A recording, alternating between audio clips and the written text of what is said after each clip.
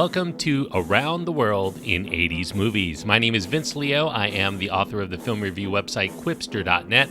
I invite you to check out over 4,000 of my written reviews. You can read there anytime. Quipster.net is where to go. QWIPSTER.net. While you're there, I do encourage you to check out my other podcast called the Quipster Film Review Podcast, where I cover brand new movies, not like the 80s, but a lot of films that are inspired by the 80s. Just look for the link on my website, Quipster.net.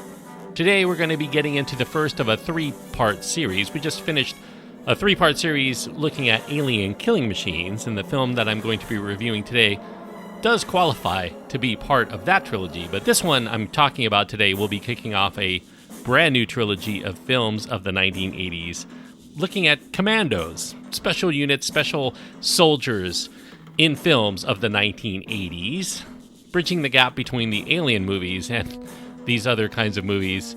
We're going to look at 1987's Predator. Predator is an R-rated film, as you can imagine. It does have strong bloody violence, sexual references, and language. The runtime is 1 hour and 47 minutes. Arnold Schwarzenegger is the main star, with other roles going to Carl Weathers, Bill Duke, Jesse Ventura, Elpidia Carrillo, Sonny Landham, Richard Chavez, Shane Black, and Kevin Peter Hall. The director of Predator is John McTiernan, and the screenplay credited to Jim and John Thomas. Arnold Schwarzenegger, of course, in the 1980s, known for his bodybuilding physique in films. He's a little bit leaner than customary. He shed about 25 pounds for the role as Major Dutch Schaeffer. He thought that this role would require someone who's a lot leaner to carry out some of the feats that he ends up doing in this film. Dutch travels along with his crew of elite special ops commandos to this jungle of this hostile Latin American country on this covert hostage rescue mission. However, Dutch soon finds out that there's more to this mission than he had originally been told by his old friend Major George Dillon, played by Carl Weathers. And that leaves these commandos in a firefight with other military factions in this country that they're not even supposed to be in. And what's worse than that, they discover that some of the soldiers in the area have been killed in a most disturbing manner. They've been skinned, they've been disemboweled, they're left for vultures to feast on. And even worse than that, if you can imagine, Dutch's crew appears to be next on the prey list. Way more to the story than I'm letting on there by the plot, but if you haven't seen it, I do encourage you to go see it before I get into the details of this review. Now, the idea for the film Predator came from the mind initially of writer Jim Thomas. He had help from his brother John in coming up for ideas on where the story would ultimately go. The seed for Predator actually spun off from a joke after the release of Rocky IV about who is Stallone going to fight next, an alien, because he's beaten the best human opponents anyone can imagine on film. They decided to have a film that essentially was, at least in their minds initially, Rocky versus E.T. or an alien. The script would eventually come to be known as The Hunter, and then it was shortened to Hunter sometime down the road. They shopped the Hunter script around via sending letters to various studios, high rollers, on the hope that somebody would take them up on a sale, but they were getting rejected at nearly every turn. And the one exception was 20th Century Fox under its new head, Lawrence Gordon. They greenlit Aliens to great success during this period. The development on Predator was that it would be a film that was going to be directed by a New Zealand filmmaker called Geoff Murphy. This would be Geoff Murphy's next science fiction project after he finished The Quiet Earth. Now, back then, The Hunter's script was about a leader of a team of about 10 Navy SEALs as the hero. And they were going to take on a high-powered alien, this one resembling the old hunters that used to go out on safari in Africa. But he would be the opposite of a He-Man. He was going to be represented as either a woman or an old man or some disguise. He was going to travel to Earth, specifically Central America, because that's where a lot of the super soldiers of the United States were at that time. But that alien was going to be there to hunt large game, and one of the biggest large games that it liked to hunt was humans. Jim and John Thomas had envisioned Sylvester Stallone in the role as they were writing it. However, when they met with Geoff Murphy had Harrison Ford in mind.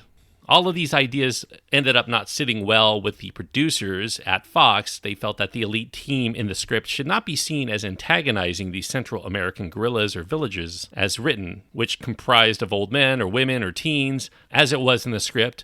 even if that might be realistic as to what American GIs may have been known to be doing in the news at the time, that was still going to be a hard sell to the American public and would probably confuse the story with a lot of politics that they had no interest in delving into. They also despised the appearance of the hunter alien as a woman or an old man or even human-like at all. They insisted that the alien needed to be menacing and ugly and obviously otherworldly. When Joel Silver became attached as the producer, he had his own notions of what was going to work, including offering Arnold Schwarzenegger the lead role.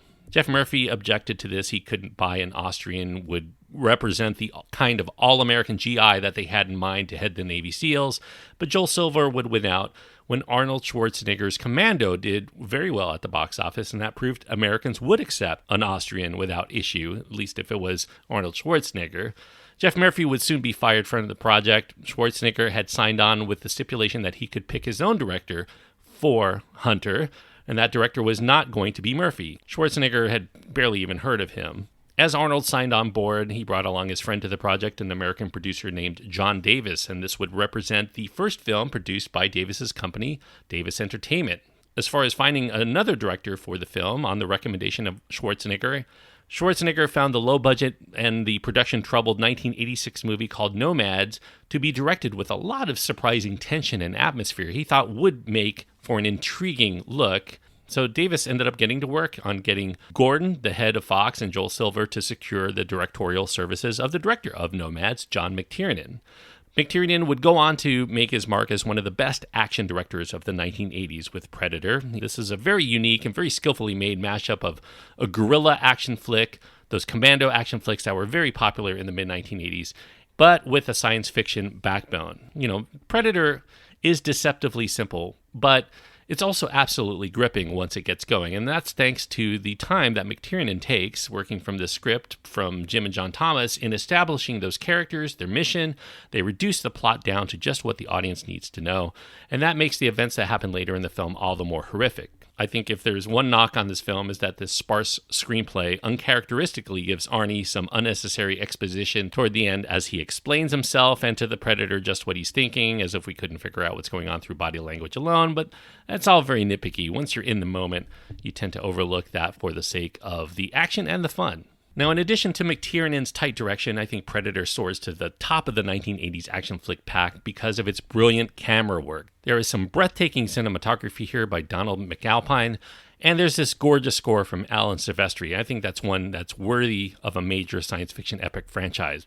Predator also features special effects that are very simple but still very appropriate, and that makes it one of the few science fiction films of the 1980s to stand up, I think, equally well today. Particularly memorable is the use of first-person infrared technology, or at least the semblance of it, to clue us in as to how the Predator manages to thermally see the men who are camouflaged, and also its ability to use voice mimicry to separate the men from the rest of the pack for an easy kill, kind of like a decoy. And once you see the Predator close up, it's a sight that you're not going to soon forget. Arnold Schwarzenegger here in his prime as an action star. He's mostly subdued, though, from the Arnold that we know during this period. He gives a few of his traditional one-liners. He ad-libbed the line, "Stick around." That punctuates a particular scene where he impales someone by throwing a knife while he's standing. And his unintentionally funny line later, "Get to the chopper."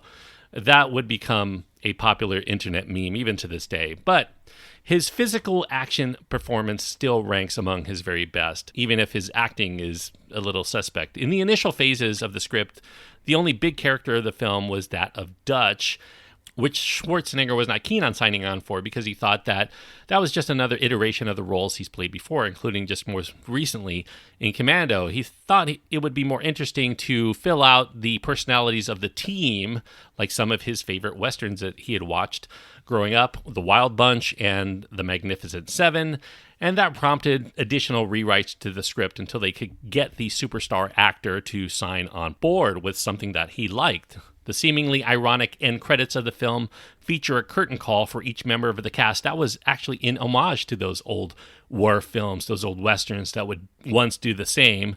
Although Predator does have a lot of death and destruction, McTiernan felt all along that he was making a fun film, first and foremost, a popcorn film. He thought that the final bow from the cast, in addition to being an homage to the kinds of movies that he and Schwarzenegger were trying to do, it was his last tongue-in-cheek wink to the audience that he was making a film all in fun. Predator also features a fantastic supporting cast of macho actors, most selected specifically by McTiernan and Silver, including Carl Weathers, Sonny Landham. Landham had worked with Joel Silver before in productions like The Warriors and 48 Hours, the Walter Hill movies. Incidentally, Sonny Landham actually needed a bodyguard for the set, not to protect him, but to actually keep him from getting into violent altercations. There was also the ex-professional wrestler Jesse the Body Ventura, who left his gig as a commentator for WrestleMania 2 to pursue acting here.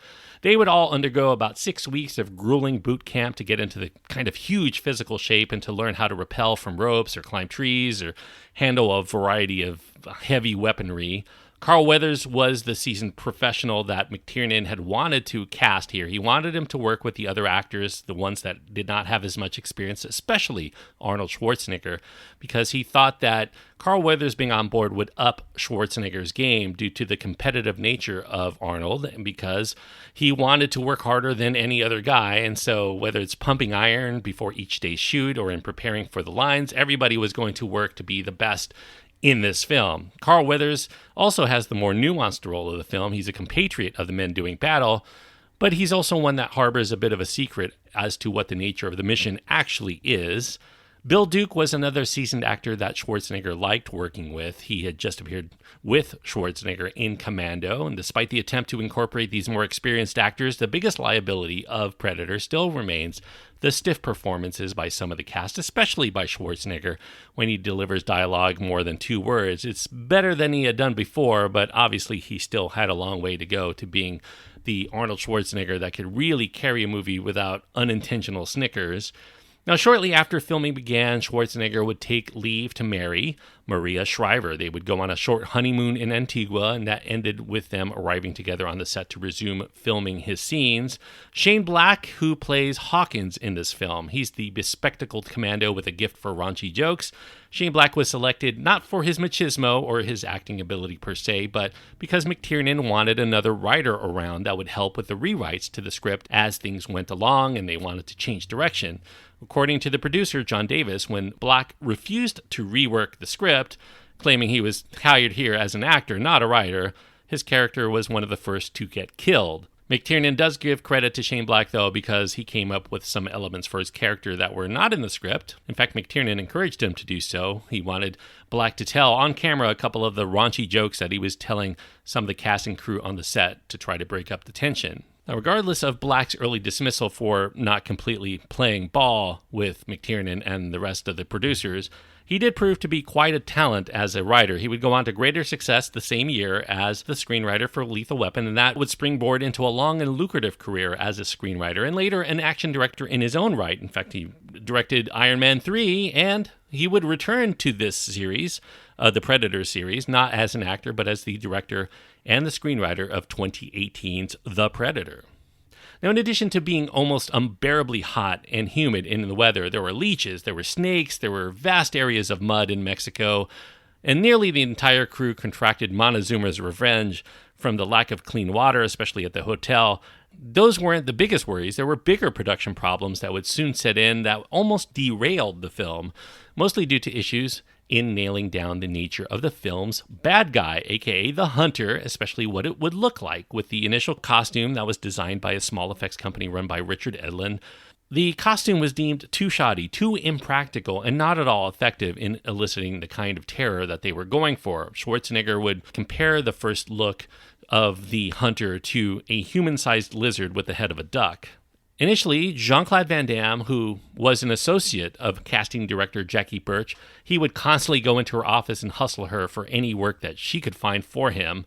He was going to be in the prototype Predator suit, and that was made with rubber and felt. The real suit at that time was not completely fully made, much to McTiernan's chagrin. He was waiting for it to get delivered.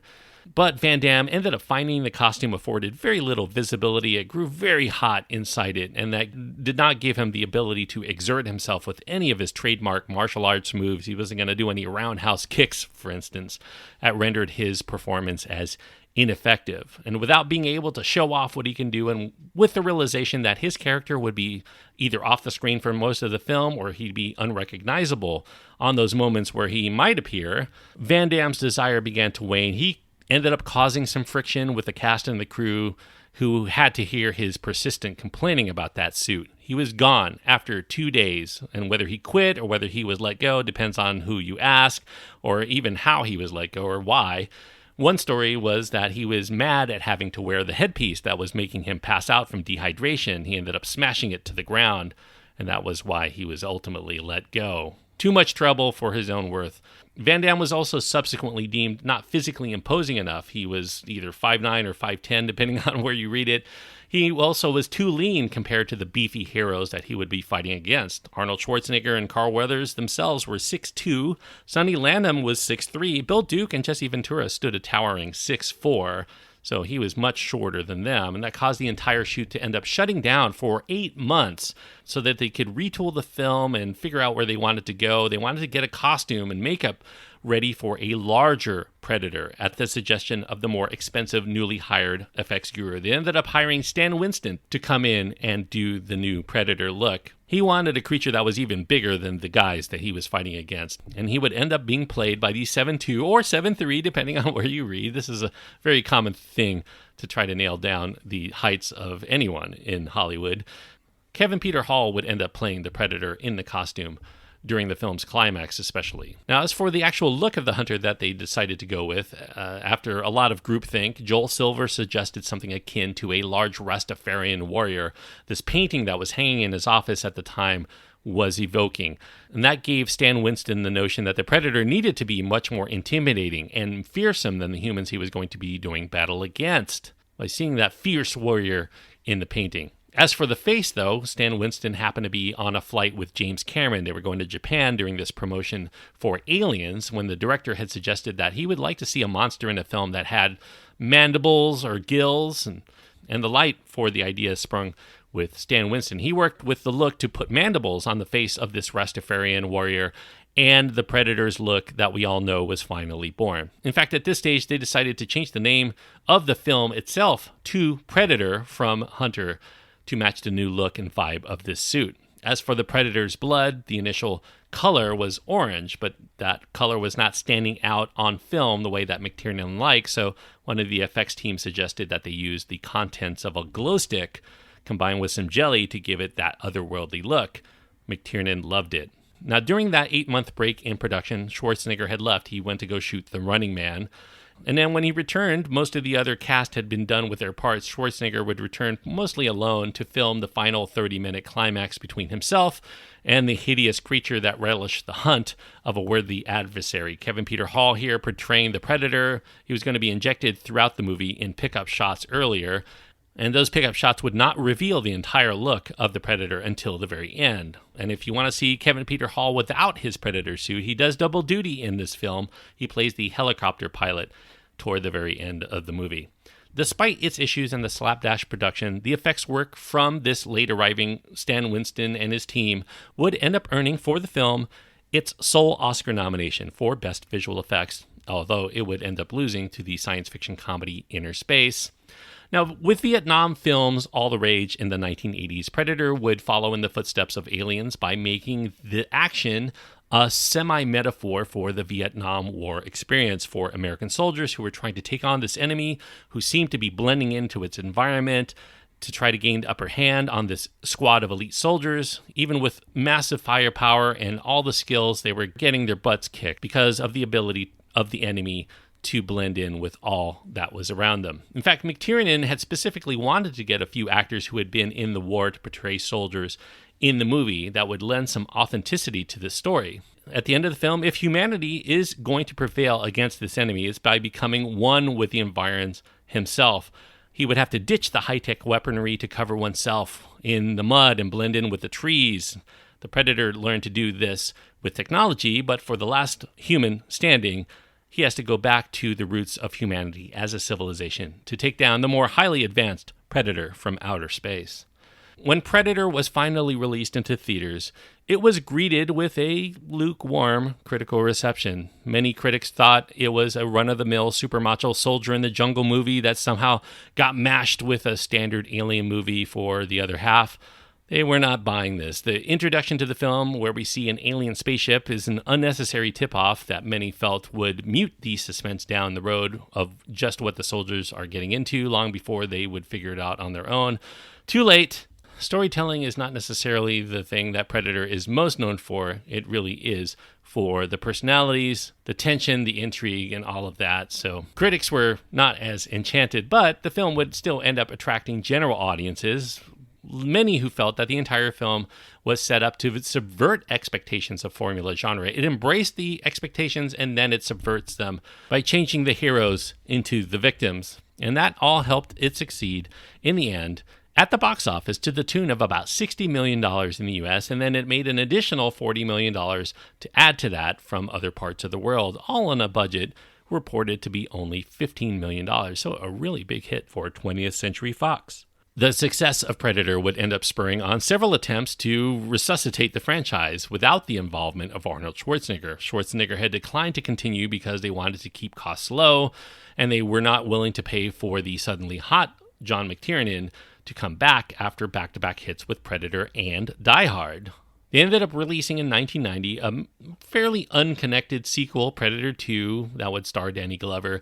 And that put the Predators into this gang-ridden Los Angeles several years into the future. It tended to miss its mark with critics and most audiences, although there are a few people who champion Predator 2 as a worthy follow-up. I'm not necessarily among them. In fact, I actually think all of the rest of the Predator films are not very good either. So I think they got lucky once, and the rest of these are attempts to keep the franchise going, but without the ingenuity or the chutzpah of this first film.